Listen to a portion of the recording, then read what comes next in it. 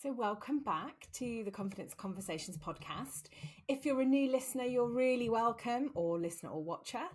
And if you're back for more, then welcome back. So I'm Gail Tong. I'm the founder of Enrichment Coaching. I'm a qualified accredited coach, and my focus is all around helping you to turn your self-doubt into confident action through one-to-one coaching. I work mainly with small business owners and mid to senior level managers on all aspects of confidence, and I work with people across all different industries. So do get in touch if you're interested to know how one-to-one coaching might work for you. So back to the podcast. This is series 4 of the Confidence Conversations podcast. And on this episode 2 of series 4, I'm joined by the brilliant Melissa Hague. She's a coach, a facilitator, and in my eyes, she's a courage builder without a doubt. Melissa has been on the podcast before in the last series where we explored courage and its link to confidence. And I could chat to Melissa all day long, so I knew she'd be coming back for us to have another confidence conversation. So in the last episode, Emma Vander and I explored this idea of core confidence. So continuing on that theme, Melissa and I in this episode explore something that comes up time and time again in coaching, and that is values. So Melissa shares with us how her values like curiosity, expertise, that was a very interesting conversation around that value, and home shape how she shows up in life and in work, and also how they support confidence, even when Betty, that voice of self-doubt, as Betty's my inner critic, is really loud. We talk through what it means to live your values and how they might evolve, how they can help you be more confident and help you to manage nerves, indecision, making decision all at the same time. So I'd say to you, if you're at a position where maybe you're struggling to name your values, you don't really know where to start or understand how they might work for you, equally what they might look like in everyday life, and more importantly, maybe you're interested in this link to confidence, then this episode with Melissa is the one for you. Enjoy. So hi everyone, we are back with the Confidence Conversations podcast, and today I'm excited to welcome back Melissa Hague again. Hi. Hello. So we today are going to talk about, in terms of kind of the turning self-doubt into confident action, and the sections of the podcast where we're starting with kind of core confidence, we're moving on to mindset, confident mindset, and then confidence in work, in action in work and in business. But we're looking at kind of the core confidence. And the thing I wanted to talk about with Melissa today is values, because they come up loads, don't they? So before we do that, welcome back. Give us I know you've been on before. You actually, the most watched episode of the last series, was yours. So if you're interested in that, you can go back and see that. And we talked last time about courage and confidence, didn't we? Which was fascinating. But for people that may not have heard of you before, I can't believe there's anybody out there that doesn't know who you are. Tell us who you are and what you do. Thank you, Gail, and thank you for having me back as well. It's always lovely to come back and chat with you. So I appreciate you inviting me. So I'm Melissa Hague, and I am a coach and facilitator, working with leaders and also with coaches. And I guess my area of passion, if you like, is around courage and courage building, and what that looks like in both leadership and also for coaches as well, based around the work of Brené Brown, but also Kristen Neff and Susan David. But yeah, I'm all about courage and being courageous with our lives, whether that's at work, at home, or anywhere else. So yeah, it's good to be here. Amazing. And the reason I'm kind of chuckling away to myself here is because I noticed you kind of stopped yourself from saying a word which I imagine was probably expert, my area of expertise. Yeah. I was actually thinking exactly along those lines. Specialism was what was coming up for me. And I was like, I don't want to say that. I don't like that. I don't want to say I'm an expert or a guru.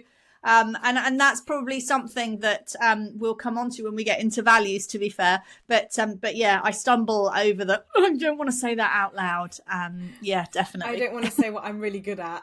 No, absolutely. But actually, I love how you kind of did then reframe that into my area of passion, because I think that's where we're all at, isn't it? So I've just recently completed some imposter syndrome coach training, and it's called the Imposter Syndrome Informed Coach. And of course, it doesn't make me an expert at all in it by any stretch of the imagination. But what it has done is it's given me a little bit of knowledge. And it's reinforced my knowledge. But now I need to be really careful. Now I've got all this knowledge that I don't come across as a bit of a dick. Yeah. And here's the thing, right? I think for me, I worry that if I say, I'm an expert, or I have a specialism in courage and courage building, what that sort of screams in my head, and what I worry it says to other people, is that I'm really courageous as a person, and I know how to be courageous, and I'm always courageous. And it's probably the same for you with confidence, right? I always feel confident. I'm the most confident person ever. And for me, that's not true. I'm always, falling over and, choosing comfort instead of courage. And I still struggle, and I'm still working on it. I just happen to help other people work on it as well. So I think that's where the discomfort comes from me. I don't want people to think that I've got it all sorted and I've got all the answers, because I don't. I really don't. Yeah, and I can totally relate to that. Although I do have a little bit of, and I'm sure you experience this as well, that, well, actually, if people perceive me as the most confident person in the room, then if I'm doing a pitch or I'm facilitating, or then that's how I have to come across. And of course, that isn't always true. It just doesn't work like that. Absolutely. So let's get on to values then. Okay. I think values comes up in lots of different ways. But tell me, I suppose my first question is, how would you describe values to someone who doesn't know maybe what they are? Yeah. I always love starting with what the heck do we mean by this thing we're about to talk about, because there's this assumption that everyone must know what they are. And I think I can certainly share what they mean for me. So values are really all about how I show up in the world. That they are who I am when I am at my best. They define me. And they're also kind of almost a filter that I use to make decisions about how I live my life, how I want to spend my time, what work I want to do, what work I don't want to do. So they're also that kind of filter, I guess. But primarily, I feel like my values are a part of almost my identity. They define who I am, but who I am when I'm at my best. Yeah, I love that definition of who I am when I'm at my best, because I've got values, and we'll come on to talk about a bit more about what they are. And I think you're right. I think when you're doing your best work, or you're in your best place, you're living out all of those. But again, I suppose we don't live them out all the time, maybe as much as we'd like to.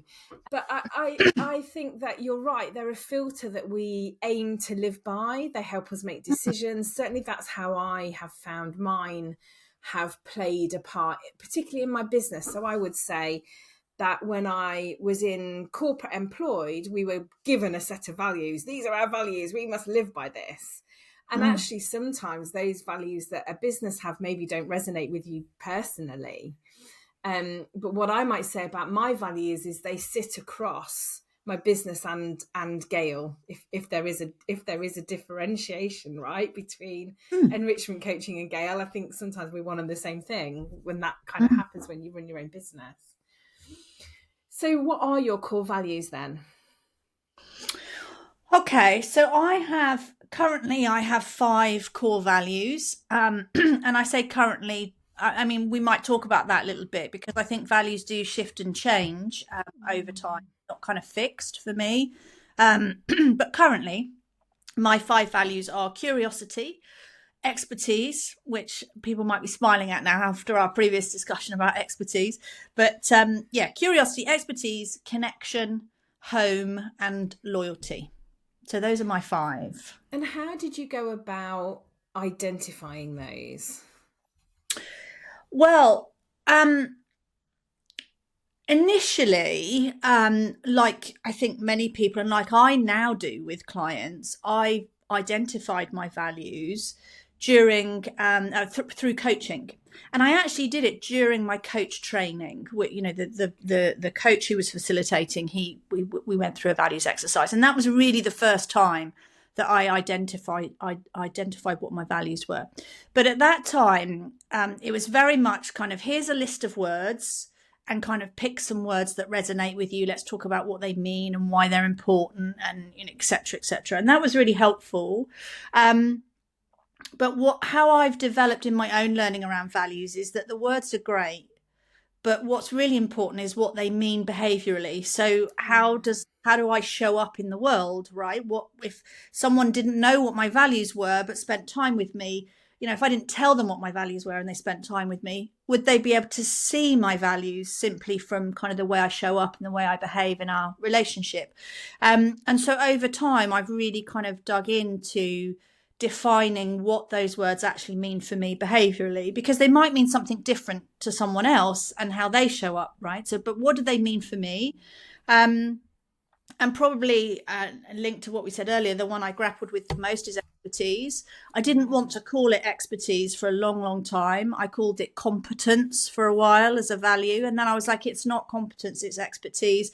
And there's a lot of history attached to that word for me. So I had to kind of unpack what that was all about. But yeah, I think over time, I've chosen words that mean something to me, but also show up for me behaviourally. I think home is, I don't think I've ever actually seen home on a list of, you know, those word lists or card deck people. I don't think home is in there, but that's a meaningful word to me. And I know what it looks like on how it shows up in my behaviours. So they've become mine over many years, really, of working with them. But that's how it started. Here's a list, pick some words. And over time, they've become much more about behaviours, and they've kind of evolved with me as I've changed, you know, careers, and my life's changed, different life stage, you know, all of those things. It's fascinating, isn't it, how we get to the set of first words, but then also the behaviours. And I think you're right about the behaviours. I think words on a page are great, right? But actually, what does it mean and how are we living those out? So yeah. I'm really interested in your expertise one, really curious about that. I'm also quite curious about the home one, because that feels like it's quite different. And then we have one in common, which is courage. Mm-hmm. So well, I have connection. Sorry, I don't have courage as a value. Oh, you have connection. Sorry, I'm hearing things then. That's my age. Well, yes, but also it's almost like you would think, wouldn't you? Having said that, one of my passions is courage, and but the courage would be in there. But it is in there, but in other ways. Oh, there's a whole other thing that we might talk about. Yeah. Yeah. Okay. So then, talk to me then about, well, which one do you want to expand on for the listeners?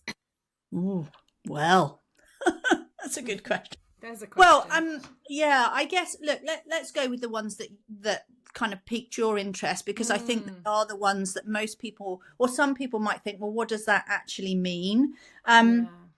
And I think I can't really talk about expertise without talking about curiosity, because those two values are probably the ones that fight the most. So we kind of assume that all of our values will get on with each other and will interlink and align and everything will be fine and lovely and dandy.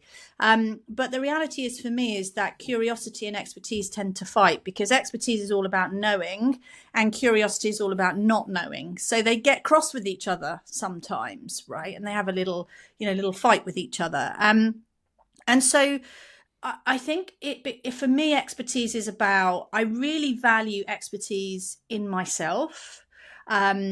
I'm a lifelong learner. If there's something, that I'm going to become, like, for example, one time I worked in financial services for a mortgage broker, and I did all my CMAP mortgage qualifications. I wasn't a mortgage advisor. I was in learning and development, but that was what I was in, and therefore I should do the qualifications. So this kind of real need to become an expert in whatever arena I was in has really kind of defined my career journey, really my life too, probably. But for me now, I've stopped fighting my expertise, and I think about how I want to use it. and when I want to use it, when it's appropriate and when it's not appropriate, when it helps me and when it doesn't help me. And so expertise and curiosity are almost like, I kind of think of them as like the graphic equalizer, a child of the 80s and 90s, on the stereo, that in some parts of my life, I have to really dial up my curiosity and kind of quieten my expertise a little bit. And then in other scenarios, it's the other way around. So there's a real interplay between those two for me, definitely. And still, I struggle with calling myself an expert in anything, because I think what that says, I worry that other people's perceptions of that will be, she's either, she thinks she knows all there is to know. Well, that's actually not what expertise means for me. There's lots that I don't know, and I'm learning all of the time, but I see all that learning as adding real colour and flavour and richness to my expertise. So yeah, I am careful about how I use the word, because I have a discomfort with how I think people will perceive the word. But it's in there, and I've learned now, when people say, "What are your values?" I say it out loud, I own it, rather than kind of shrinking away from it. Definitely. What was the other one? Oh, home. You asked about home as well. So I think home came about really because quite often, again, in those values lists, you see things like security or stability, and sometimes that's financial, sometimes it isn't. And home for me represents something really important, because it's not about the bricks and mortar, right, of my house, as it were. It really is that kind of sense of being safe, having a safe place, somewhere that or I know I can go back to and it will be safe, which enables me to be more courageous, because I can step out of that safety and do stuff, knowing that I can come back to the safety of home. But also, home for me is about the place where I am most myself, the place where I'm most grounded in who I am. And interestingly, I think home shows up a lot more in my work than maybe you might think it might do. So, for example, you've been on my gatherings. I run an annual gathering for my coach community. And, when it came to selecting the venue for that, I was very deliberate about what I want this venue to be like. I don't want it to be a conference venue or a hotel or kind of have any kind of corporate thing going on. Actually, what I want it to be is a home. With a kitchen and a lounge and a dining room and bedrooms. And I want it to feel like our home for the period of that gathering. So that this value of home really also influences how I show up and how I do my work, and how I make decisions about how I do my work. So I don't travel a great deal for work. Most of my work, I'm based in Dorset, and most of my work is local. I'm just going to kind of broadly say the south of England.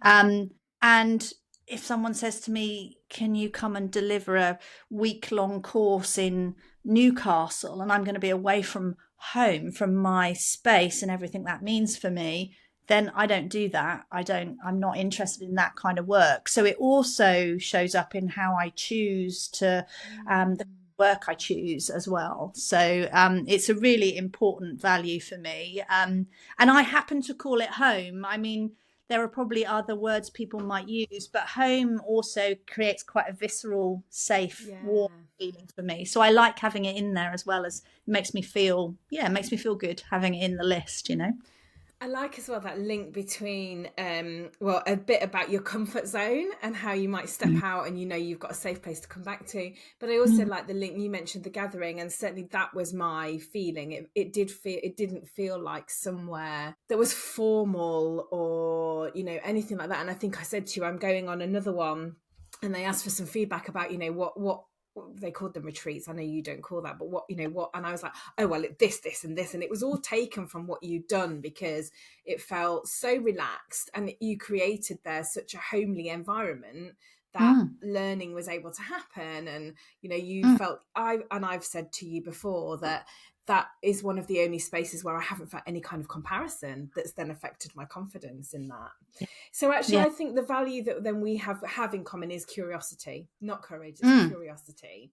And for me, that curiosity is about, the behaviour that I've got underneath that is to never accept the first answer and to have a strong desire to question, challenge, learn, and seek to understand. And I think you and I are both in that space of being on a learning adventure, or I have a real thing about the word journey, so learning adventure all the time, that actually sometimes the destination of that learning isn't as important as the path that you take, if you like, because it's that builds the expertise. But like you, I would never, and I actually think it's knowing you as I do, it's quite brave of you to have expertise in your values, especially as you're sitting with that being a little bit uncomfortable for you. Yeah, and I think that interestingly, I do wonder over time if my expertise value might fade away. It hasn't yet. There's a little bit of me that hopes it will, because I don't want to own it, I guess. But I think the balance for me is having curiosity in there as well. Because just like you, curiosity is certainly from a coaching perspective. Curiosity for me is I am endlessly curious about what this person is going to say. Like people astound me, right? They're in good ways and in bad ways, of course, but people astound me, and I'm just endlessly curious about where this conversation, this interaction, where is it going to go? And that's it requires courage, because actually not knowing is uncomfortable. But if I dial up my curiosity, that helps me to sit with that discomfort of not knowing. And so I think about, you know, what would, and this is where the behavioral piece comes in, what would showing up with curiosity look like in this interaction? So in a coaching conversation, what would curiosity look like? Well, for me, right off the bat is, I don't know where this is going to go. Yeah. I have no idea where this is going to go. So how can I be curious about what might happen? So there is that real curiosity is I love curiosity, and I love curiosity in others. And I think this is something I have to watch because it's a value for me, a really important value. And I work hard to kind of really live into it and lean into it, is that I get really frustrated when I find other people and they're not curious. I find it really frustrating. I'm like, why are you not curious about this? Why aren't you curious about yourself, or why you're behaving in this way, or why you're not making this change? Why aren't you curious about that? And again, I have to really manage that, because just because it's my value doesn't mean it's someone else's. So there's I think one of the things I would say about values is that once you've found them and you identify them, and you know you do the work around kind of behavior, creating behaviors around them, doesn't mean that it's easy to live into your values. Actually, it's really hard work sometimes to live into your values. So I think that's an important thing to say. This is not easy work to do. Oh, now I've got my values, that's it. I can just show up and it'll all be great. It's really hard to live into your values, right? Yeah, I think you're right. And I think where I've noticed them for me is they come like a shining light, if you like. That's a bit woo-woo, isn't it? In moments of doubt, or when things don't feel quite right, maybe something doesn't sit quite right, it's always good to come back to values. So mine are impact, authenticity, courage, curiosity, integrity, and determination. And actually, if I was to order them, probably my top two would be courage and determination. Because I don't think actually without courage and determination, you can have some of the others. But my next question for you then is, in all of that we've said about values, how for you do they link to confidence? So it's an interesting question, because I was thinking about this beforehand. I was thinking, obviously, I'm here on confidence conversations. We're going to talk about confidence, but I'm also talking about values. So I was thinking about, how do my values give me confidence? And my courage, right? Because well, you talked before about the two are so, you almost can't have one without the other. Yeah, so I was thinking about actually what my values do is they enable me to think about how do I want to show up in this space in a way that's in alignment with my values. Um, and I'm not sure that that makes me feel any more confident in that moment. I might, I'm still nervous or I'm still anxious or my, self-doubt is still there. But there's also another voice in my head that says, that's showing me or talking me through the kind of, this is what my values look like in this moment as a behavior. And so I can be confident that in this moment, whatever the moment is, I'm showing up with my values. I'm showing up with my grounded confidence, which is all part of courage. And so I might still feel nervous and anxious, or I might be worried about what I'm about to do. That doesn't mean I don't still have a level of confidence. And that got me thinking about, can I hold both? If I'm living into my values, does that help me to hold both things at the same time, right? The nerves, the anxiety, the self-doubt, but also that self-trust and self-belief. Can I hold both at the same time, as opposed to getting rid of one in order to get the other? And so that was a very long-winded answer to your question, but I think this idea of values and their link to confidence is more about, can I hold what appear to be conflicting things at the same time, right? Yeah. And I think you can, right? Because I think that because there will be elements in that of, let's say it's a facilitation for example, you will be confident in what you've prepared, right? In your knowledge, not necessarily your expertise, but your knowledge. There'll be lots of things to be confident about, but you will still, over on the other scale, if you like, be nervous about who's going to turn up, how is it going to go, are all the activities going to go as I've planned, are we going to stick to time, who's going to engage, who's not, all of those things. So I think you can hold the two things.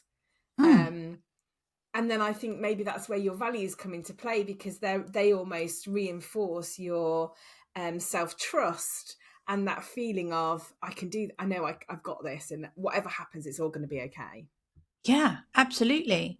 And I also think that when using facilitation as an example is, sometimes when I'm facilitating, I'll notice, I'll come away from a session and I notice that during the session, my confidence really kind of got chipped away at, little by little. And by the end of the session, I feel a lot less confident than I perhaps have done previously or in other examples. And when I reflect on that, it is nearly always because I haven't shown up in the way that I would like to.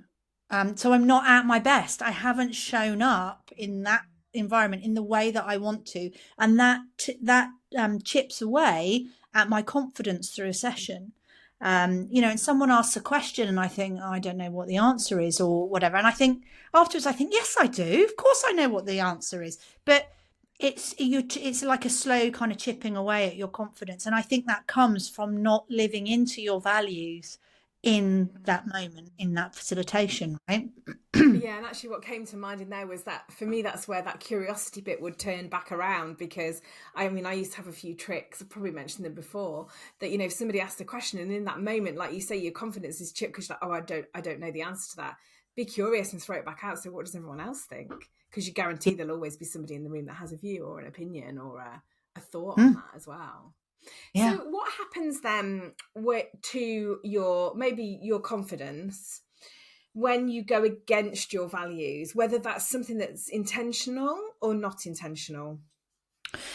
So I think that the kind of not living into our values. So sometimes we are external forces or the system around us means that we live outside of our values. You mentioned earlier on about working in an organization, for example, that doesn't align with your values, that that we're almost required to live outside of our values in those kind of situations. And then I think sometimes we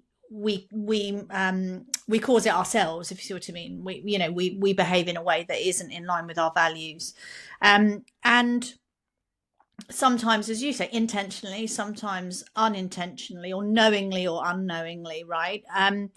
And I think that the first thing I'd say is that, as I've already said, it's not easy to live into your values. So the first thing is to not beat yourself up, and to offer yourself self-compassion when it happens. That's really important.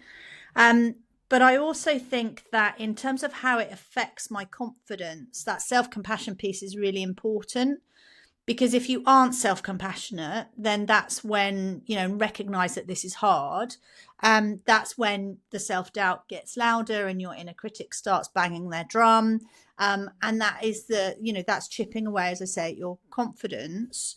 And I think that it is like an erosion over time, because you're not living into your values, and then over time there's this slow chipping away at confidence. And certainly in my experience, it doesn't really happen overnight, and suddenly you're doing something that you've done many times before, and you think, what's happened to my confidence here? Because I'm racked with self-doubt. I don't want to do this. I want to pull a sickie. I want to have a duvet day because I just don't want to be doing whatever it is that I need to do. And I think it's because we let self-doubt be really loud, and we don't practice or counterbalance that with self-compassion. So yeah, I think values and confidence are I was going to say interrelated, but I think what I mean by that is that if we're really clear on what our values are and what they look like, it's much easier or quicker for us to recognize when, oh, hang on, I'm living outside of my values. What needs to change? What can I do about that? How do I want to show up differently next time? Whereas if we're not as aware of our values and how they show up behaviorally, then it almost happens for us without awareness. And then before we know it, we're burnt out or saying no to stuff that we should really be saying yes to, all of those kind of things. So it always comes back to awareness, gives us choice. And without that awareness, we're doing stuff and we don't realize the impact it's having on us, I think. And so then, have you ever walked away from something because it didn't meet with your values? So yes, I mean, there's definitely been work that I've walked away from. I mentioned earlier about, work that requires me to travel or be away from home, and so that is not in line with my values. And I've got in fact, to be fair, since I've been self-employed, I've nearly always, I think there's only maybe one example of where I've gone, oh, all right, then I'll do it for you, and then regretted it. So, but I think there are lots of times, I say lots. I'm going to retract that. Not lots. There have been some times where I've walked away from work because it didn't align with my values. I struggle with, as I mentioned, curiosity. So if I find over time that clients, there's not this curiosity piece, and obviously we can work on that and help people develop their curiosity. But if there's a real they're just not prepared to be curious about themselves, that's a really hard place for me to work. So I have kind of said to clients, I'm not the right coach here, right? I'm not the right coach for you in those scenarios. And I also think it's also led to me kind of walking away from work where when I started coaching, I was working as an internal coach. So it's slightly different, right? You're not walking away from work with a financial implication. But I did find as an internal coach that I would often get a clash with my loyalty value, where clients weren't being loyal to the organization, and that I really struggled with. So that was often a time when we would get external coaches for them and so on, because I find it really hard to work with them. So, and interestingly, I think for me, whilst having the conversation was hard, I don't think I'm the right coach for you. And, and these are the reasons why. That conversation was hard for sure and needed courage. But afterwards it was relief, right? And that confidence to, do you know what, actually, yes, I can have the tough conversations. and I can do it in a way that's kind, but also I need to meet my needs as well as the other person, whoever that is, right? So in the moment it was tough, but afterwards I think it actually kind of increased my self-belief and my confidence, because actually, do you know what, I do know myself well enough, and I can to know what's what's not right for me, and I can have the confidence to have the conversation and walk away if I need to, right?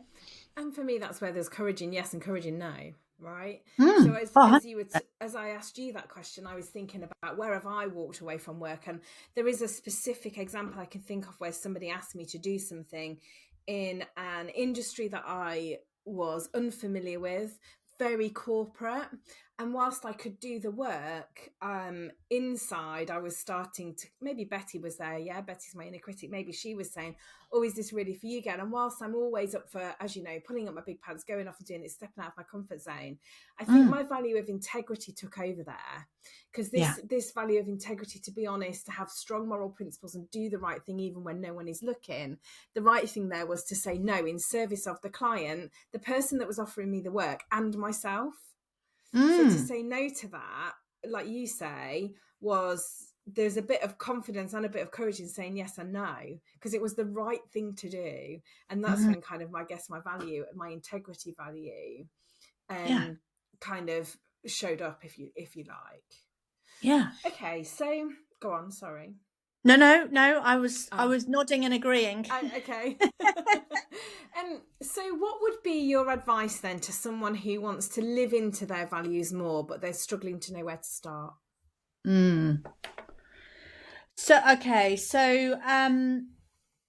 I think there's several stages to values work, really. I think the first stage is you've got to identify them, right? And that's really picking the words. Now, I say that lightly, but it isn't simply just, oh, let me pick the words I like from this list.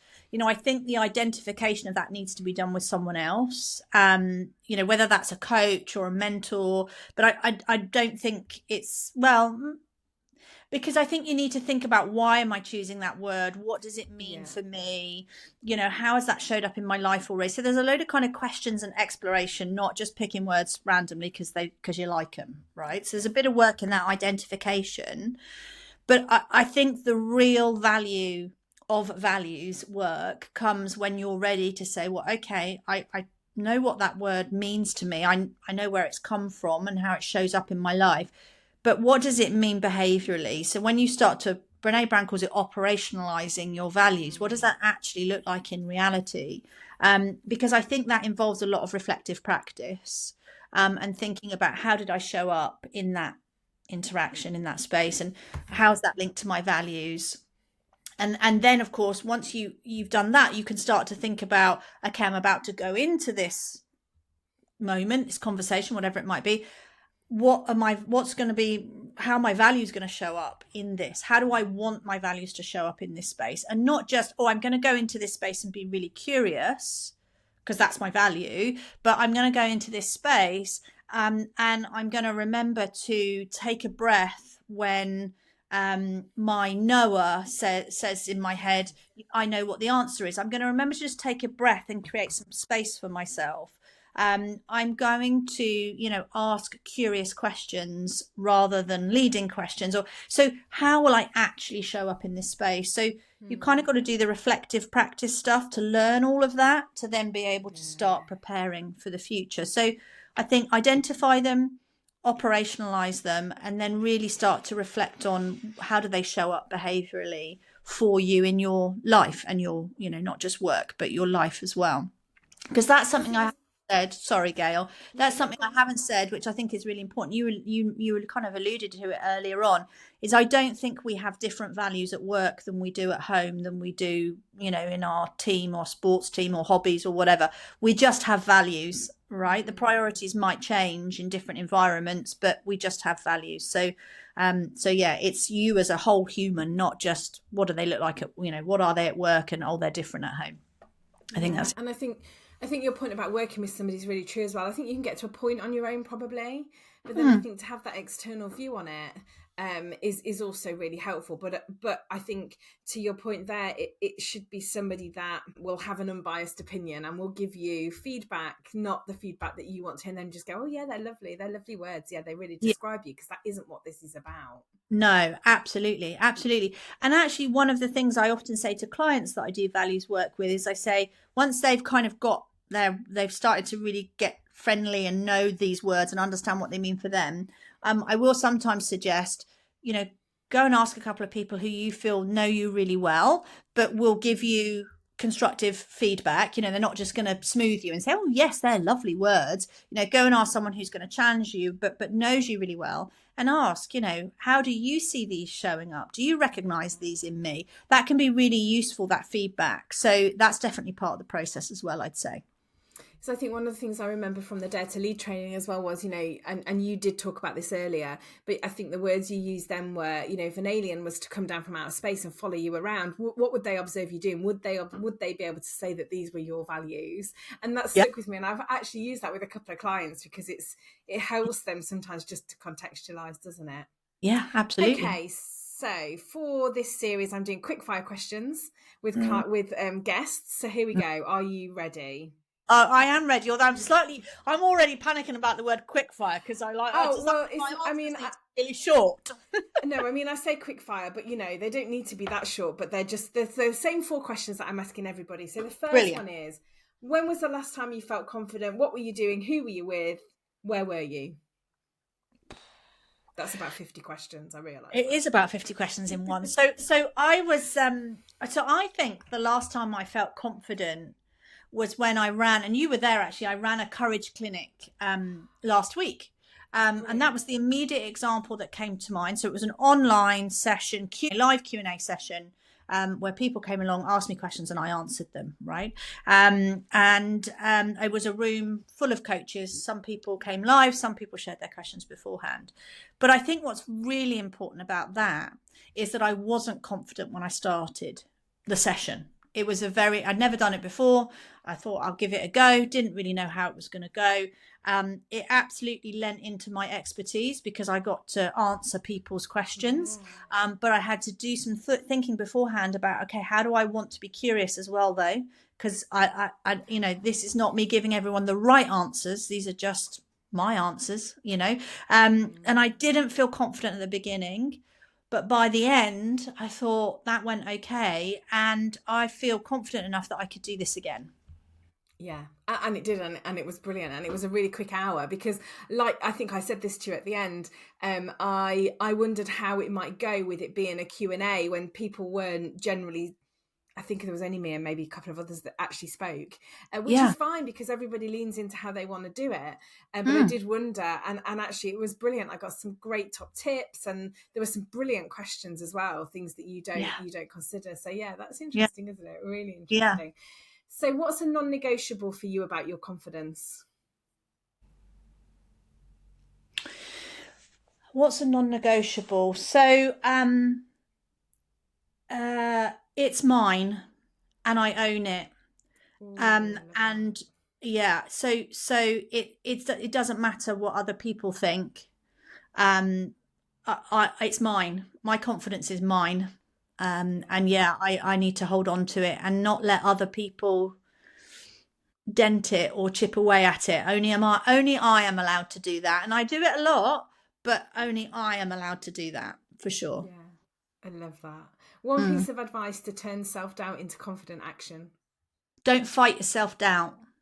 Don't fight it. It's there. I'd love to tell you can get rid of it and it can go away, but it's a really human thing. So for me, there's something about how do you quieten your self-doubt, and what that kind of voice, what other voices might you bring in alongside it? So for me, it's my self-compassionate voice, right? My self-compassionate voice, it doesn't always work, but I try for my self-compassionate voice to be as loud, and sometimes louder, but as loud as my voice of self-doubt.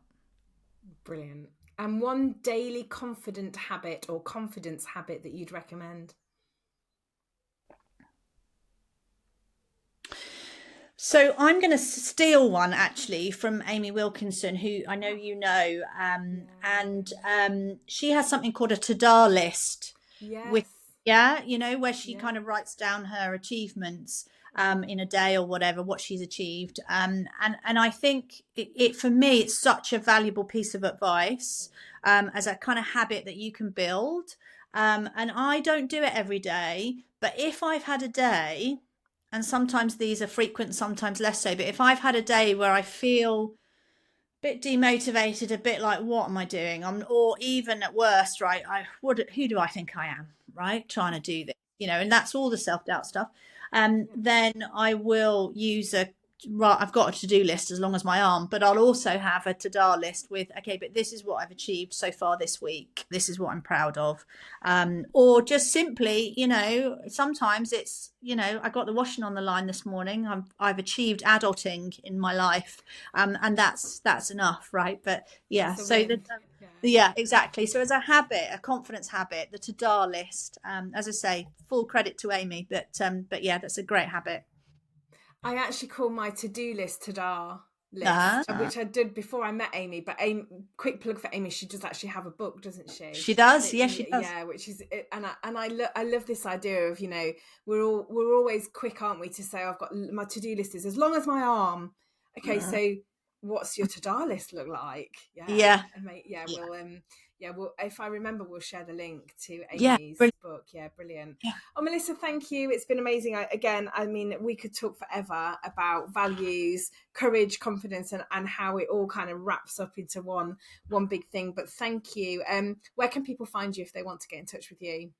So either connect with me on LinkedIn simply by searching Melissa Hague, or have a look at my website, which again, very simply is www.melissahague.com. Which, and reach out. I love a conversation. So, don't be fearful of me trying to sell you something. If you want to just chat, I'd love to connect and have a conversation. Definitely. Amazing. Thank you so much for coming on. It's been a pleasure as always. Thank you, Gail. I've enjoyed it. Thank you. And I'll see everybody next time on the Confidence Conversations podcast. Oh, so I just loved that conversation with Melissa. And I love really digging deep into kind of values, how they play out. And I was thinking about what the takeaways were really from that conversation. And I think for me, it's about that, what values aren't just words. What they need to be is behaviors. So they help us to show up, help us to make decisions. They give us something to come back to when we may be having a few confidence wobbles, or we're feeling like we can't make a decision because we don't know if it sits with our values, but we might not immediately know that we need to come back to our values. And that might be saying no to stuff, work that doesn't feel right, or finding that kind of courage in sitting with the discomfort of something that you're working on, or growth. Values kind of, I can't really think of a better word, but they're like a compass or an anchor for you to come back to and check in with. Something feels a bit off. Does this sit with my values? If not, why not? And then what can I or could I do about that to make a difference? I think one thing for me as well is values help me with comparisonitis. And there's an episode in the last series with Claire Henley where we talk about comparisonitis. And, they say it's the thief of joy. But I think what it helps me to do is to come back to them and remind myself to stay in my own lane, do my own thing, keep going even when things feel really tough.